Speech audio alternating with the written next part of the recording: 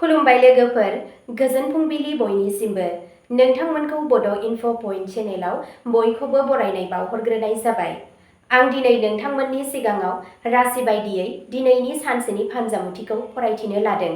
आसा खालामो नोंथांमोना भिडिअ'खौ नायनो मोजां मोनगोन।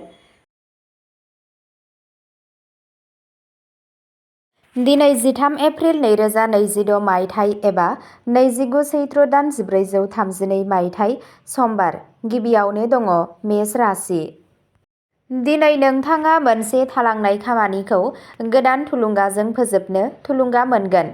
खामानि थिलियाव नोंथांनि मावनाया गोसो बोनो हागोन आरो सासे गोनां सुबुङा नोंथांखौ गोसो गोथारै खोनासंनो हागौ।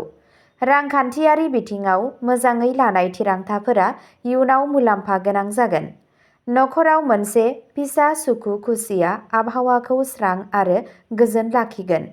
सानजौफुनि उनाव मोनसे गोदान फोरमायथिया नोंथांनि गोसोआव मोनसे गोदान सानथांखिखौ थुलुंगा होनो हागौ। मोनाबिलियाव नों बांसिन फोथायथि मोनगोन। गोजाम नाजानायनि सोमोन्दै मोनसे मोजां सिन मोननायनि जाथावना दं। नोंथांनि दिनैनि खाफालगोनां दिगआ जादों सानजा, खाफालगोनां अनजिमाया जादों 7 आरो खाफालगोनां गाबआ जादों रेजें गलाब गाब। बृषभ राशि। दिनै धैर्यजों दावगायोब्ला नोंथांनि गोबां खामानिफोरखौ गोरलैसिन खालामनो हायो। सासे गोजाम सिनायजानाय सुबुंजों मोनसे गोनां सावरायनायनि इसारा दं। रांखान्थियारि बिथिङाव समानथि लाखिनाया मुलाम्फा जागोन। आरामा न'आवनो थागोन आरो नखरनि सोद्रोमाजों इयुननि सानथांखिफोरनि सायाव साननांगौ जानो हागौ। खामानि थिलियाव नोंथांनि सिरि आखुआ नोंथांखौ बाखनायथाव खालामनो हायो। साननि उन खावसेया रुजुनायाव बांसिन मोजां जागोन। गोसोआरि दिदोमथि थागोन आरो थिरांथाफोरा रोखा जागोन। नोंथांनि दिनैनि खाफालगोनां दिगआ जादों खोला सोनाब, खाफालगोनां अनजिमाया जादों 2 आरो खाफालगोनां गाबआ जादों रोजा निला गाब। मिथुन राशि। दिनै नोंथांनि सोदोब आरो सानस्रिफोरा माखासे खामानिनि थाखाय मोनसे गोदान दिथा होनो हागौ। थाबथानाय आयदाया सावरायनायनि गेजेरजों सिगांथिं दावगालांनो हायो। रांखान्थियारि बिथिङाव सांग्रांथि थानाया नोंथांनि फारसे थागोन। फरायसाफोरा गावसोरनि फरायनायाव मोनसे गोदान गोसो जानायखौ मोनदांनो हागौ। सासे लोगोनिफ्राय थुलुंगायारि खौरां फैगोन। मोनाबिलियाव गोसोआ खुसि जागोन आरो गोदान सानस्रिफोरा ओंखारगोन। जोबनायाव मोनसे फिसा जाफुंसारनायनिफ्राय गोजोननाय मोननो हागौ। नोंथांनि दिनैनि खाफालगोनां दिगआ जादों साहा, खाफालगोनां अनजिमाया जादों 9 आरो खाफालगोनां गाबआ जादों गुफुर गाब। कर्क राशि। दिनै गोसोआरि समानथाया नोंथांनि थाखाय जर'खायै हेफाजाब गोनां जागोन। खामानि थिलियाव दबथायनाय आखुआ हेफाजाब होनायखौ बांहोनो हागौ। रांखान्थियारि बिथिङाव सिमा गोनां बिथांखि लानाया मुलाम्फा लाबोनो हागौ। नखरजों सम हगारनाया गोसोखौ स्रां खालामगोन। सानजौफु जाखांनायनि उनाव गोसो होनाया मोनसे मुजिथाव आयदानि फारसे थांनो हागौ। धोरोमारि एबा गोसोआरि सानस्रिफोरा गोसोखौ गोजोन होगोन। मोनानि समाव गोजोनथाव आबहावा थागोन। नोंथांनि दिनैनि खाफालगोनां दिगआ जादों सोनाब, खाफालगोनां अनजिमाया जादों 15 आरो खाफालगोनां गाबआ जादों खमला गाब। सिंह राशि।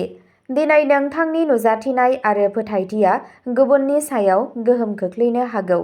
नोंथाङा नोंथांनि खामानियाव सिगांथिं दावगालांनो थाखाय थार खाबु मोनगोन। रांखान्थियारि बिथिङा सरासनस्रानिख्रुइ साबसिन जानो हागौ। नखराव मान आरो गावारि मोनदांथिया थाबाय थागोन। नोंथाङा सासे गागि सुबुंनिफ्राय थुलुंगानाय सुबुरुन मोननो हागौ। मोनसे दिन्दां जानानै थानाय आयदाया मोनाबिलिसिम गोख्रोंनिफ्राय गोख्रोंसिन जानो हागौ। नोंथांनि नाजानायनि थाखाय बाखनायनायबो जाथावना। नोंथांनि दिनैनि खाफालगोनां दिगआ जादों सा-सानजा, खाफालगोनां अनजिमाया जादों 11 आरो खाफालगोनां गाबआ जादों गोमो गाब। कन्या राशि। दिनै नोंथांनि गोसो होथारै नोजोर होनाय हुदाया मुलाम्फा गोनां जागोन। जायखिजाया गोनांथार थिरांथायाव नोंथांनि बुजिनायखौ गोनांथार होननानै सानना लानो हायो। मोनसे समानथि नोजोरआ रांखान्थियारि बिथिङाव बाहायजाथाव जागोन। नखराव गोजोन थागोन आरो माबा मोनसे आयदानि सायाव गोरोबथाया जाहैगोन। नोंथाङा लिरनाय फरायनाय एबा बिथांखि लानायाव नांथाबगोन। बेलासि समाव नोंथाङा गावजों गाव गोजोननाय मोनगोन। इयुनाव माबा मोनसे गोदान सानस्रिया बाहायजाथाव जागोन। नोंथांनि दिनैनि खाफालगोनां दिगा जादों खोला, खाफालगोनां अनजिमाया जादों 42 आरो खाफालगोनां गाबा जादों रेजें गोथां गाब। तुला राशि। दिनै समानथि आखु दिन्थियोब्ला गोबां बाथ्राफोरा गोरलै जानो हागौ। सासे लोगोनिफ्राय मोननाय बोसोनफोरा मुलाम्फा गोनां जागोन। रांखान्थियारि हालोदा नर्मेल थागोन। नखराव मोनसे रेजें गोजोन आबहावा थागोन। लोगोफोरजों साननायफोरखौ फोरमायनाया गोजोनथाव लाबोगोन। मोनाबिलियाव नोंथाङा माखासे थुलुंगाखांनाय खौरां खोनानो मोनगोन। सोरजिलु खामानिफोराव गोसो गुदुं जागोन।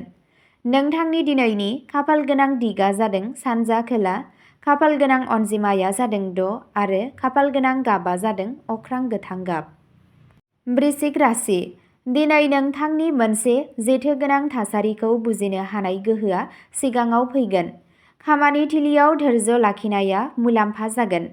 रांखान्थियारि सानथांखिफोराव रोखाथिखौ नुनो मोनगोन।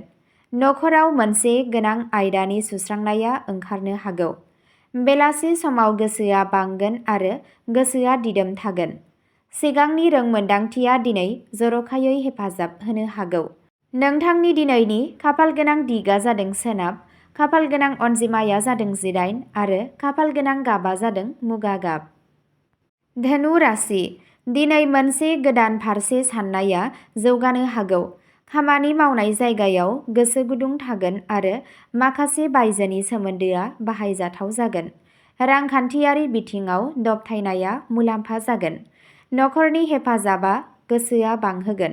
बेलासि समाव आशावादी सानस्रिया गोख्रों जागोन। गोदान खारिथिया इयुननि मावथांखिफोरखौ रोखा खालामनो हागौ। नोंथांनि दिनैनि खाफालगोनां दिगा जादों सा सोनाब, खाफालगोनां अनजिमाया जादों 3 आरो खाफालगोनां गाबा जादों खमला गाब। मकर राशि।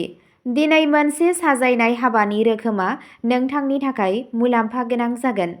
बिबान मोनदांनाया मान मोननो हागौ। रांखान्थियारि दिदोमथि सोलिबाय थागोन। नखरनि सासे देरसिन सोद्रोमानि बोसोनआ बाहायजाथाव जागोन।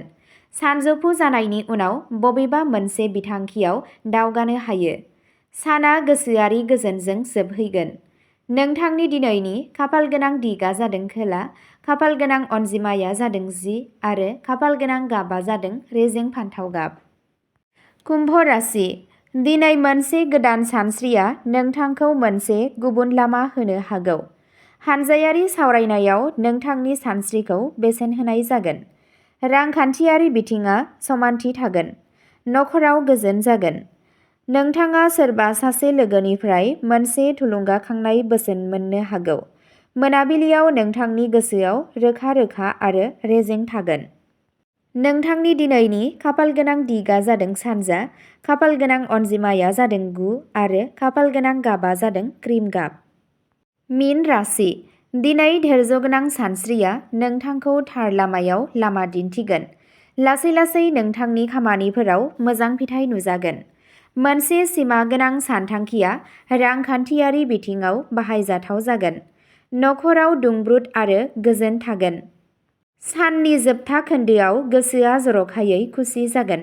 मोनसे थुलुंगायारि नेरसोनआ गासै सानखौनो ओंथिगोनां खालामनो हायो। नोंथांनि दिनैनि खाफालगोनां दिगा जादों सोनाब खोला, खाफालगोनां अनजिमाया जादों 12 आरो खाफालगोनां गाबा जादों रोजा गलाब गाब। अब्ला दिनैनि राशि फरायथिनाया एसेनोसै। गोजोन्थों।